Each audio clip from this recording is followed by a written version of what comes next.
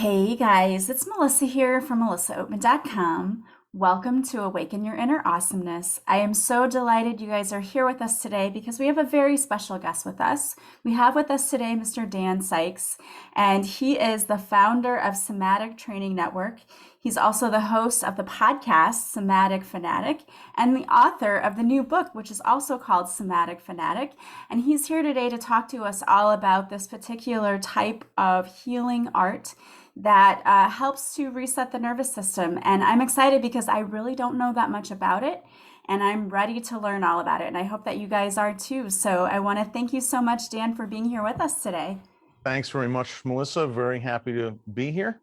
Yeah, I'm so happy to have you. I'm very interested in learning more about your story and all of the ways that you're helping people because I know that you have your own podcast and you are also the author of a new book, which is very exciting, which is, I'm sure, helping so many people. So I cannot wait to hear all about that.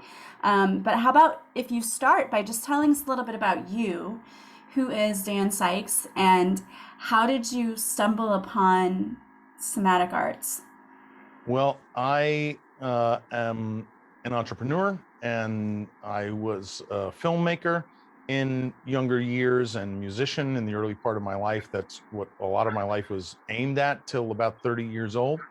Um, at 30, I stopped doing music and trying to get a film career off the ground and helped my wife develop a company she had started. And for about 12 years, we worked together, scaled this company up and sold it in 2010 or 11, quite a while ago.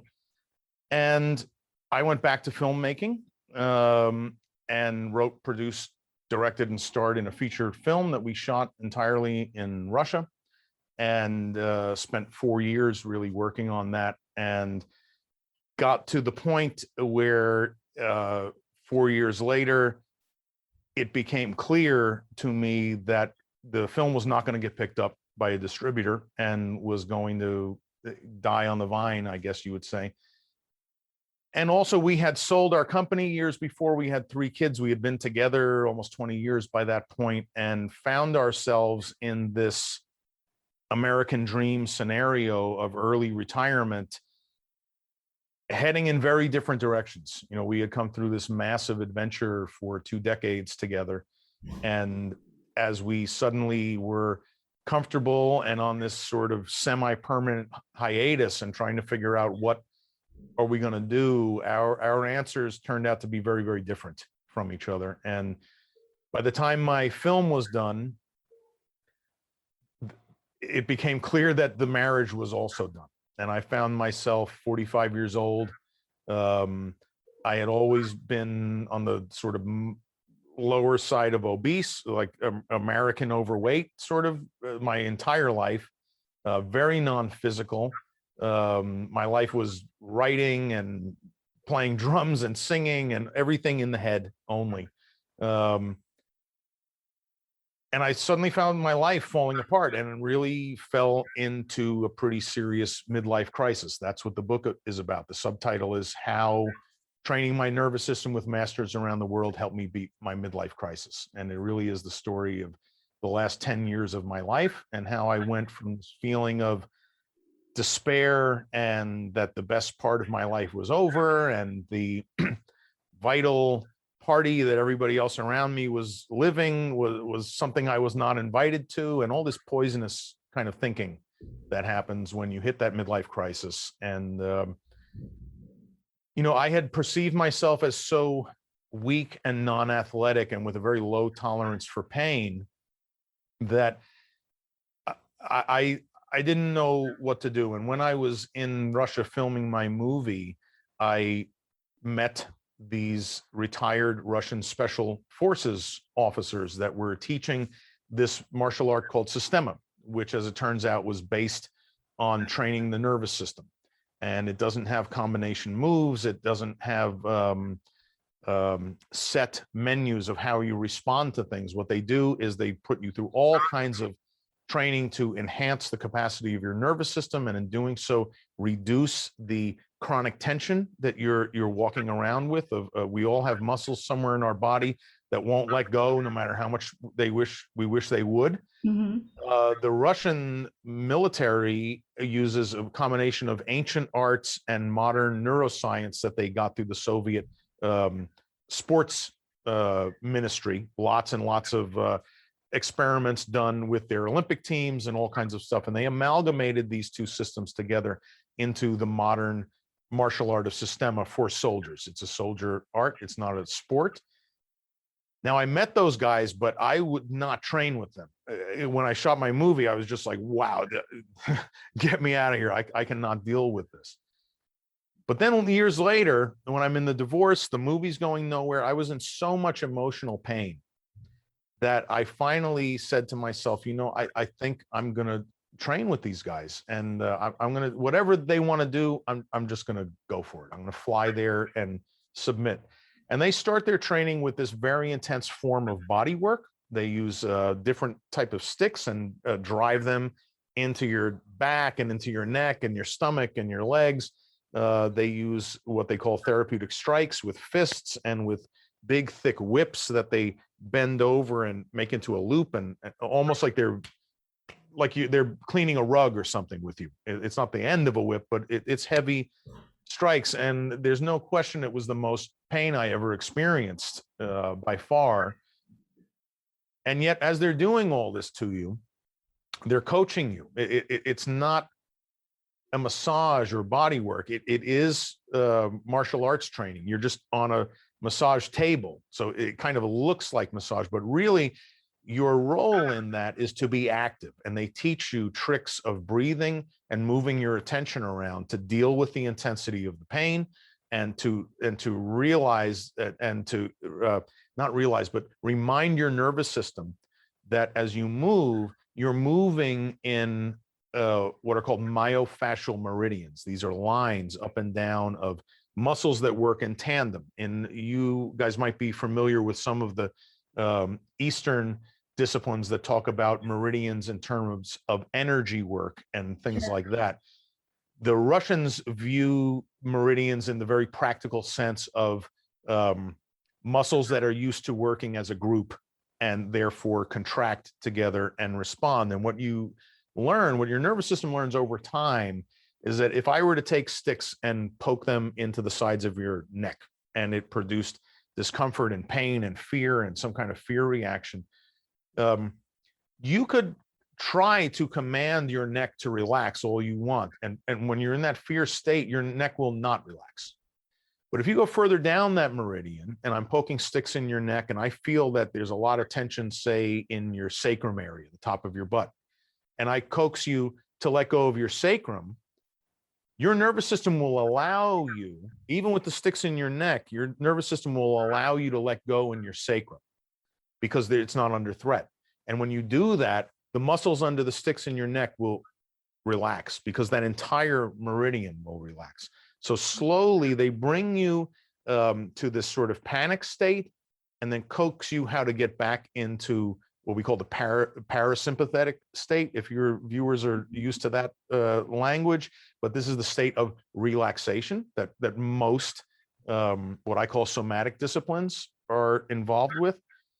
So I got into it through a very intense set of training. And it totally transformed my life. And yet it was so intense that when I asked myself the question of, who do I know back home that would do this and experience this life transforming training I just went through, I knew the answer was no one, because I knew these guys for 3 years and I wouldn't go anywhere near them. I knew that a Russian military sort of, what would you say, imagery is off-putting to some people, and the intensity of it is off-putting, and there's so much fear. So I started thinking to myself, I wonder what this pain is doing. I wonder what the fear is doing. I wonder if there's another way to get this transformation without the pain and fear. Or is that bringing something different to the table that, say, yoga might? And I started doing yoga training, and I did them in tandem. And then I eventually was looking for what I felt was really the exact opposite of the coin of this military training of the nervous system. And I eventually found what I believe is the exact opposite of the coin, which is a discipline called Feldenkrais method, invented by Dr. Moshe Feldenkrais in the 60s and 70s. This is generally practiced by people with pretty serious problems of movement or neurological problems, children with cerebral palsy, children who are born and they can't move correctly, people with multiple sclerosis and other kinds of like really serious issues. Maybe they were in a car accident. So Feldenkrais method is very much used for recovery from trauma. It's used for neurological problems, and it's used a lot by classical musicians to get hyper performance from their fingers. And it's very gentle. And this started me down this journey around the world for 10 years of training, cross-training in disciplines that train the nervous system. And I got the word somatic from the Feldenkrais method, which was the first method that described themselves as a somatic method. And that word comes from soma, meaning the body, and somatic, they use it to mean the experience of your body, of feeling your body.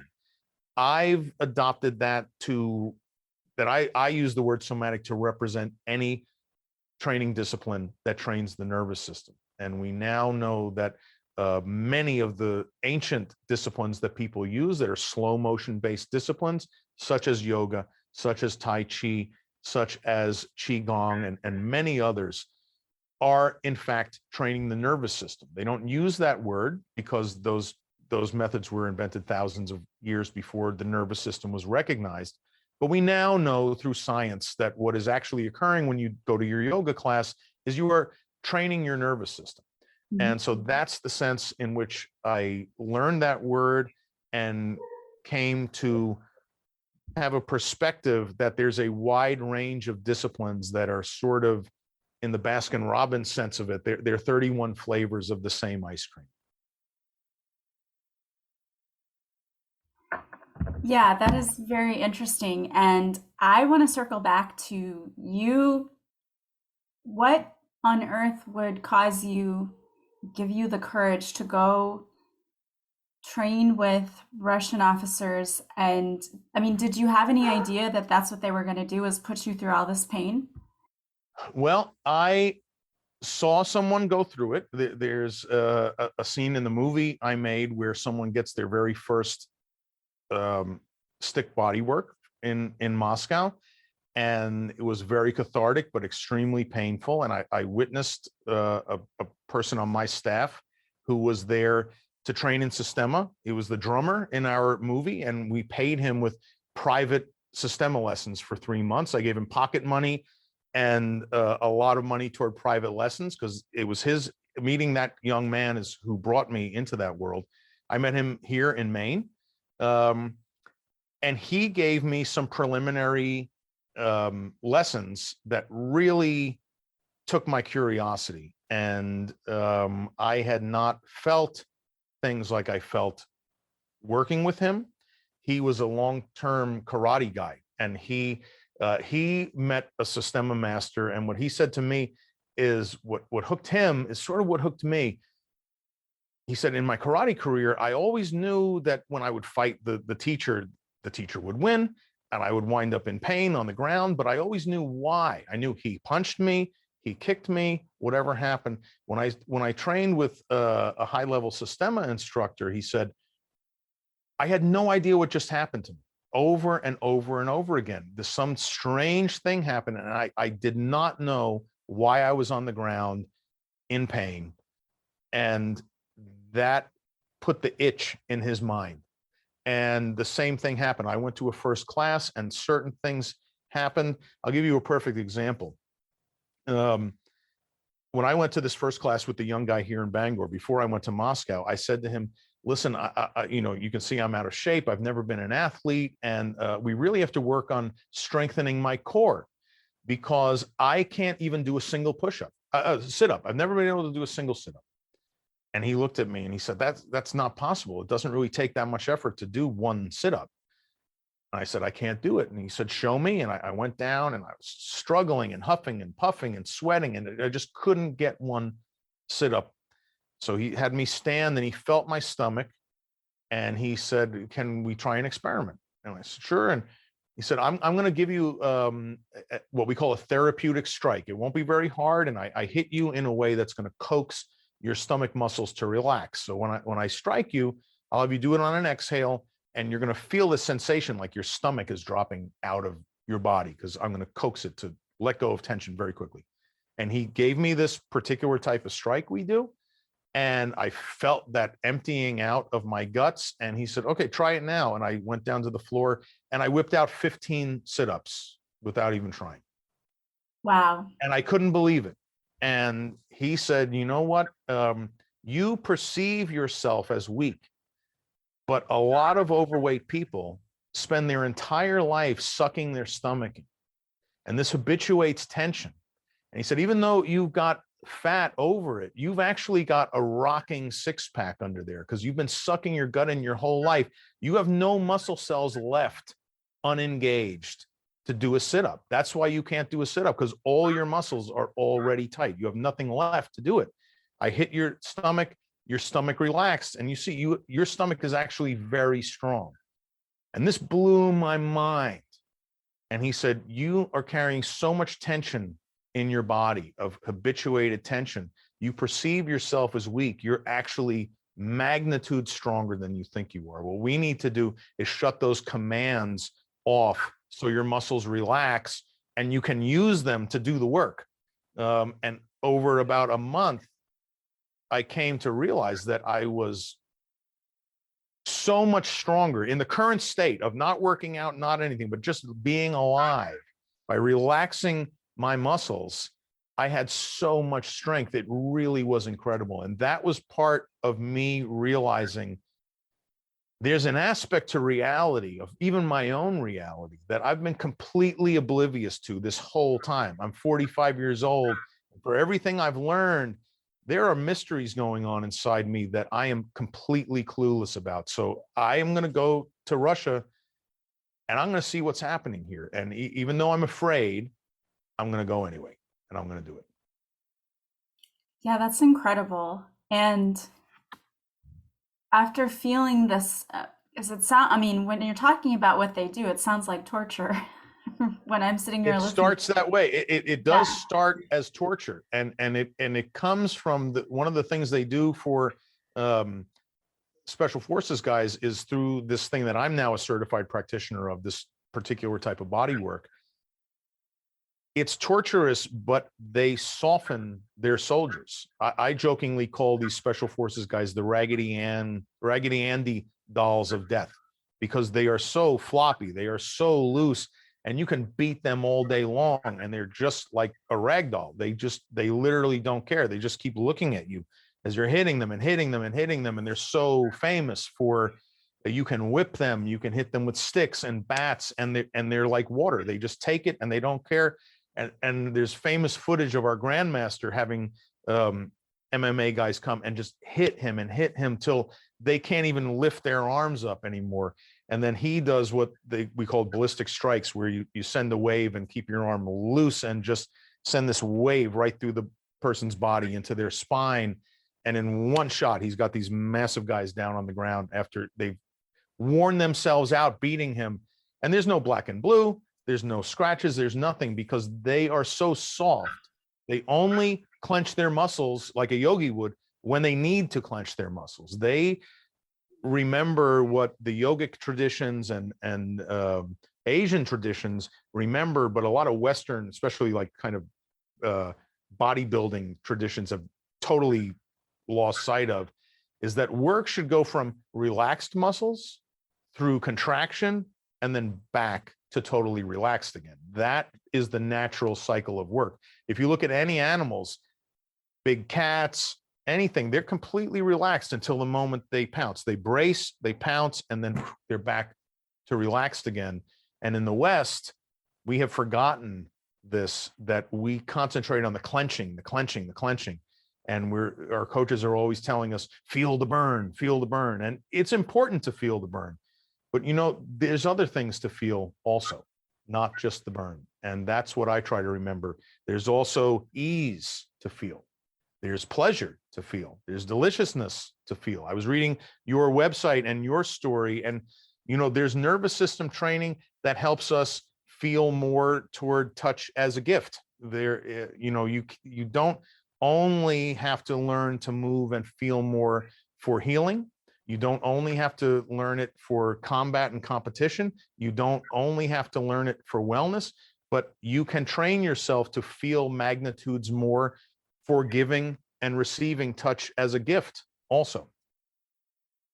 I There's a mean, that makes so wide, much sense. I would say the biggest thing I learned is that there's a magnitude of disciplines that train the nervous system from their culture and their intent. There's martial art intent, there's gentle arts intent, there's sensual arts intent, body working arts intent to increase your ability to physically feel. There's a wide variety of disciplines in the world. And the key is to find one that makes sense for you and that you're going to enjoy doing all the time. And that will transform your life over time by creating a practice. Yeah, that makes a lot of sense. And circling back to something you said, it makes sense too with the tension thing. Because I know just going through life, many of us hold a lot of tension in our bodies without even realizing that we're doing it. And you always hear stories about people who say they fall. When they reach out to break the fall or they have some resistance to it, that's when they receive more injury than if they were just like tuck and roll or go with it, because we're so conditioned to, and it's the fear, I think, again, the fear of falling, fear of getting hurt, that we brace ourselves. And then you hear of so many people who break their wrists or, injure themselves a lot. And then you talking about the soldiers getting hit and not bruising or anything. That's incredible. One thing that we do that is really interesting, a thing that many people are rightfully frightened of, is falling down stairs. You have all these sharp edges you're going to hit, and if you fall forward, it's such a long way before you even get to the stairs. So what we do to train in falling down stairs safely, and we do a lot of training with stairs and making friends with the stairs so you can fall down stairs and not get hurt. The very first thing the Russians would have you do is lay on the stairs and very softly, like, massage your face and neck and shoulders with the edges of the stairs, and just spend 10 minutes getting friendly with the stairs. As they would say, change your relationship. So when you see this edge of the stairs and it's loosening your neck and it's making your shoulder feel nice, and you're dealing with it so gently that it reorients you to a friendlier thing. And then when you start doing the drills to fall and not clench up and relax instead, even on this kind of extreme landscape of a stairway, it really helps. So one of the Russian proverbs is, if something scares you, if it's the floor, if it's falling, massage yourself on the floor. Rub your face on it, get down there, like treat it like it's your day old kitten, and that it's friendly. Become friendly with these objects that frighten you. And it does help your psyche deal with the unexpected in terms of that object in a much gentler way. And you can be gentle to yourself. All of us, if you see a 3-year-old fall downstairs, they rarely get hurt. Mm-hmm. They have not been put through the civilizing process. They expand, they relax to surprise, they expand to fall, they exhale and become doughy. They fall. I describe when I'm training people with rolling and things. Roll not like a wheel, roll like a bag of potatoes that's not quite full, where you're kind of just letting yourself roll over yourself. Mm-hmm. This is really key to getting over the fear. Most of us, through the civilizing process, the terrible twos happen because suddenly, for every one of us, our contract with the world changes. For the first 2 years, everyone listens to when we cry, and they feed us and they hug us, and everything's accommodating our needs. And we can do whatever we want. We can crawl wherever we want. Suddenly, around 3 years old, the needs of the group start being enforced, and the rules are changing. We say, no, be quiet, stand up when I say stand up, eat dinner when I say eat dinner. You can't slap your sister, you can't take the toy.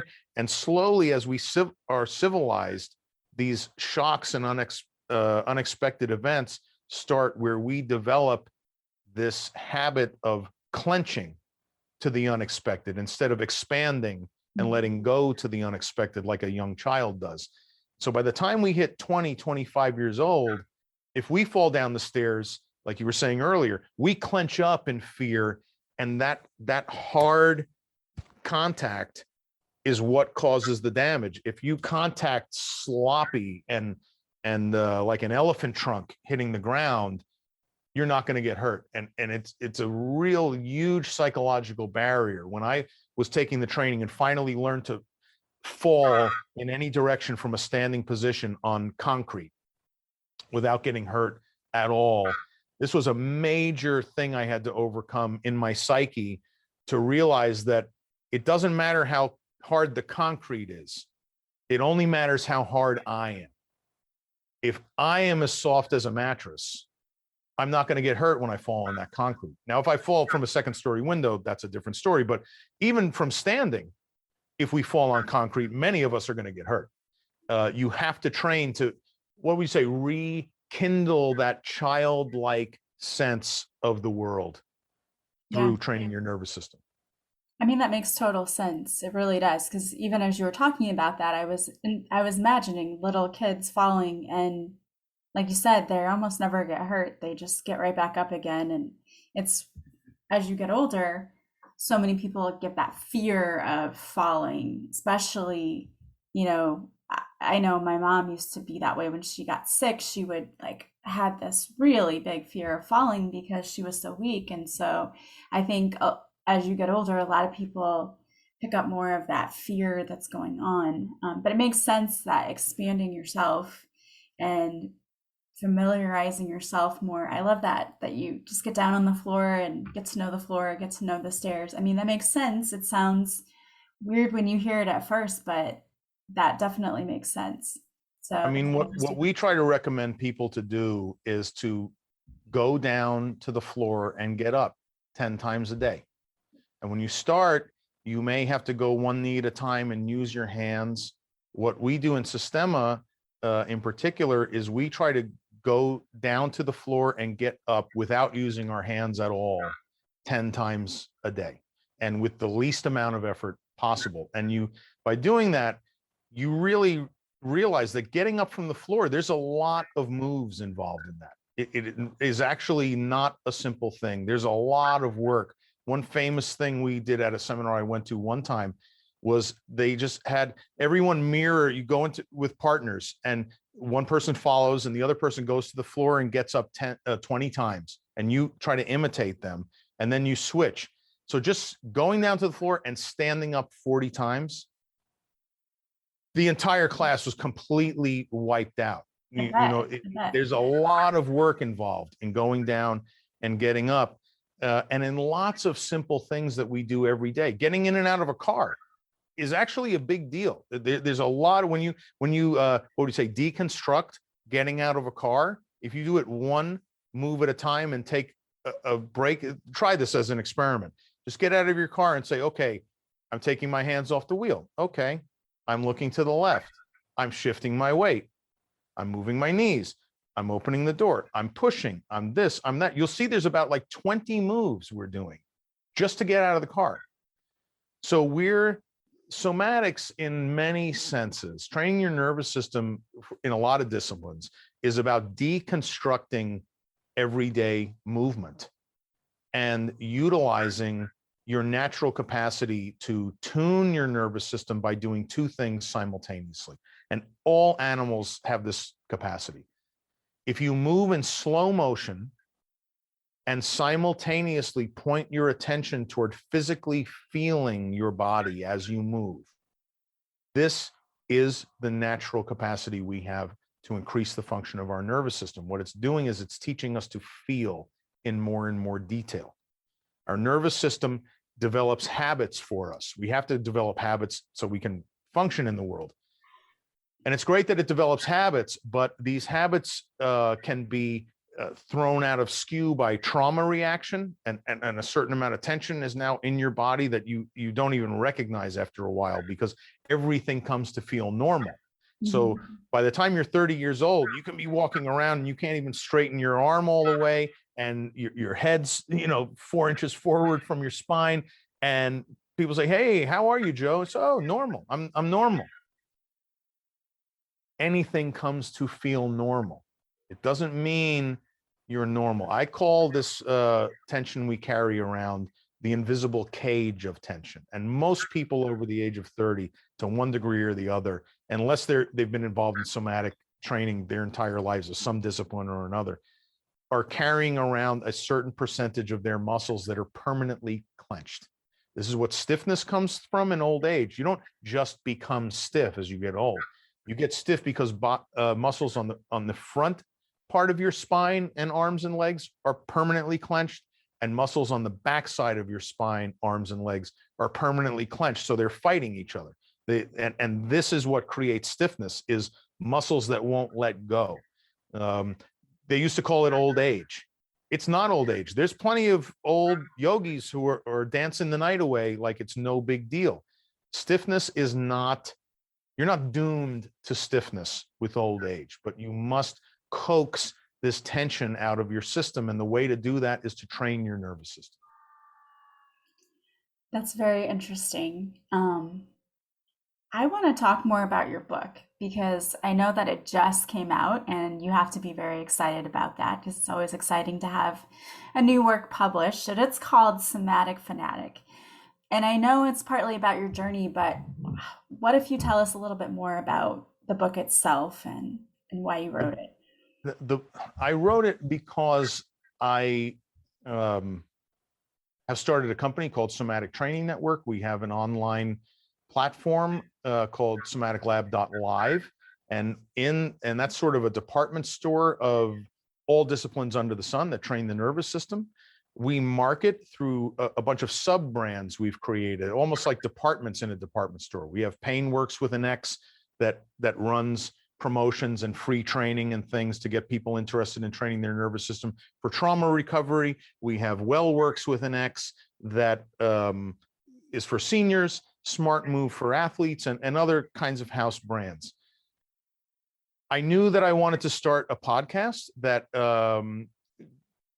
created conversations about nervous system for different types of people. I felt that really my job was to put the cultures of origin of all these disciplines in the back room at the beginning, because I realized in training with all these masters to overcome my midlife crisis and develop myself, I realized that, the cultures of origin of so many of these disciplines that do so much great work are a bit too exotic for many people on Main Street America. The Indians are too Indian. The Asians, they're too Asian. The Russians are too military. The Feldenkrais people are too scientific. It's kind of too much. The people who are training the nervous system for sensual touch are too wild or whatever. And I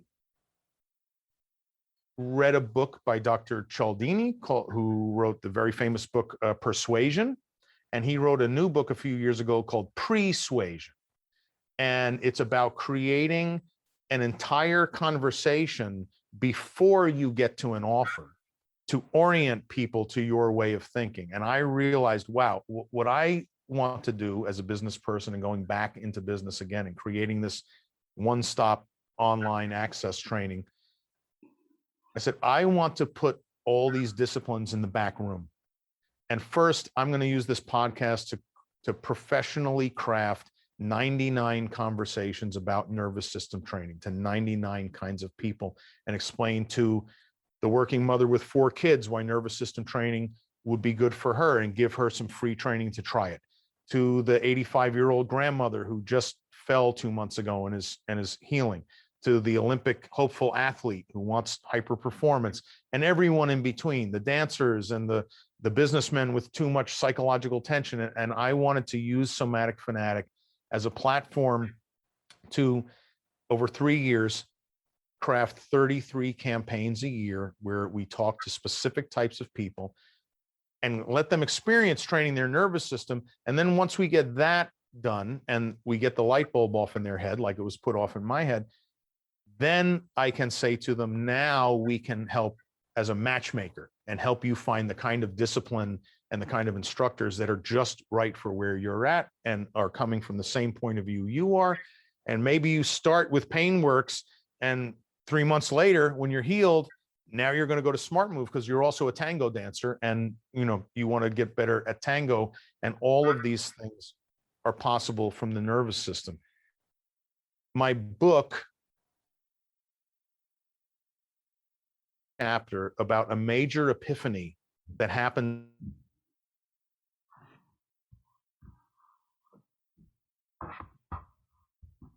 came into that training with, the self-doubt I came in, and that every chapter was going to explain in the order it happened to me, the epiphany that led me to the next master, the epiphany that led me to the next one, and finally to this mission of discovering that all of these disciplines, what would you say? They all seem to have a misconception about reality.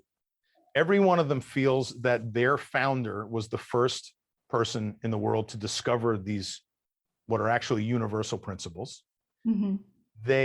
Many of them are very concerned with lineage and this master and that master, and not that master, but this master, and doom, doom, doom, doom. I'm not that kind of, I call them the museum curators, the people who are very concerned with everything being exactly right. And we can trace our founder back 5,000 years, or we can trace our founder back 6,000 years.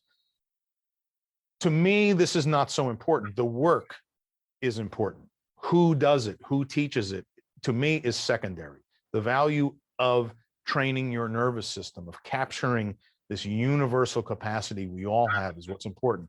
So I realized they all felt that their founder invented this stuff and that their discipline was the best.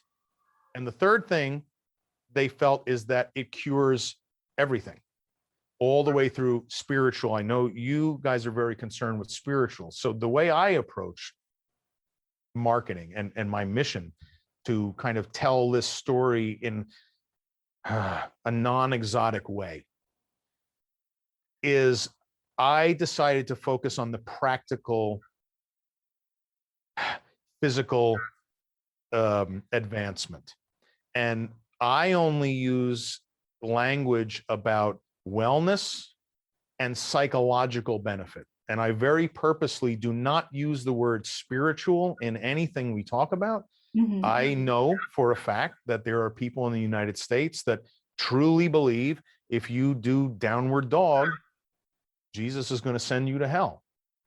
We don't need that word. I believe that there's a huge difference between how you speak to students when they're in the classroom and how you speak to strangers out on the street to get them through the door into the classroom. And that's my job, is to talk to strangers who have no idea about this and talk to them in a way that is not threatening their beliefs, that's not threatening their religion, that's stripping the exoticness completely away by not talking about, I can mention these various disciplines, but you're not seeing someone in a costume, you're not seeing anything, and we're just keeping it to a very practical conversation about physical wellness and psychological wellness. And over time, I come to tell them the reason it fixes both is because we experience all of life through our nervous system. We're taking in all sensation and all commands for movement. And so therefore, if you improve your nervous system, in a way, is sort of like the operating system of a computer. It is taking in and it's operating. So if you improve its function, you do actually improve everything. You improve how much excess tension you have. You let it go, which puts less pressure on your joints, which reduces inflammation and gives you more ease of movement and teaches you how to feel pleasure in your hands and all kinds of things. And it also improves your ability to have spiritual experience. I just made a decision a long time ago that that third component is not going to be part of what we talk about. So we're not alienating anyone. and we can get everyone through the door to feel this benefit, and just say, you just need to move in slow motion and focus on feeling it. You don't even need a discipline. You can sit home and move in slow motion and feel it while you're doing it. And your nervous system will improve if you do that every day. You don't need to do the cup and saucer thing from Tai Chi. You can move your hands any way you want if you do it very, very slow and feel it while you're doing it. Your nervous system compares what is more difficult, what is more easy, and your nervous system will start recalibrating itself to a higher form of function. And so that became my mission. And the book is about how I came to that mission, how it improved my life, and then how I got very frustrated that no master in the world could tell me. I'm a practical guy. I'm from New York. And I kept saying to the yogis, well, what is it we're doing here? You know, in one sentence, what is yoga? And they would go on and on and on. And I would say, well, that's very poetic, but just in one sentence, what is it? And I didn't get the answer. And I thought, wow, these guys they're so Misty Mountain. No one's telling me the thing. Then I met the Russians and I was like, okay, these are soldiers. These guys are practical. They're going to tell me, what are we doing here? And they couldn't boil it down to a sentence either. And I mean, over years, no one could tell me. And then I discovered Feldenkrais and I had the same reaction. And this is all in the book, that I was like, okay, these are scientists now. These scientists, they're going to tell me exactly what we're doing here. And no one would tell me either. And in fact, the straw that broke the back was I was at a Feldenkrais training, and we had been through 2 years of a 4-year program. And they said, now go home and teach your friends and family for free. Practice, everybody. You have enough under your belt. Go ahead and practice. And this woman raised her hand and she said, when we're describing to our friends and family, when we're inviting them, what should we say this is? What's the one sentence? Exactly my question. Right? And 4 career-long pros in Feldenkrais spent 10 minutes apiece, over a half an hour, explaining to all of us how there is no way to define what this is. It's so vast. And I found myself right back like talking to a yogi. These are scientists, and they're still saying there is no way to define it. And as a writer, this was so unacceptable to me. I just left there with a sense of frustration I had never felt before. And I just felt like, how can all these learned people who do these magic tricks with their body, whose capacity is way beyond anything I'll ever be able to do, can't just spit out a sentence of what this is? And about 2 months later, I was walking through the forest and mumbling to myself like I always do. And suddenly this phrase, nervous system training, just came out of my mouth, and it stopped me short. I stopped walking and I started analyzing and thinking. And in about 2 seconds, I realized that's what it is. That's what all these disciplines are doing. They are doing nervous system training.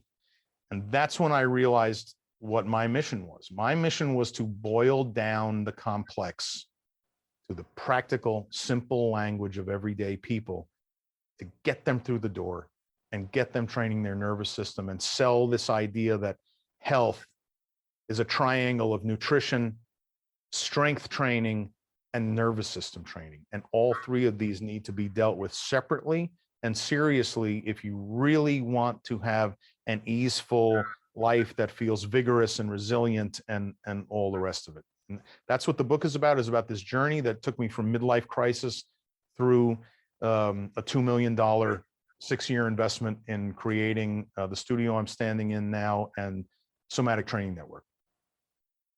That's an incredible journey for sure.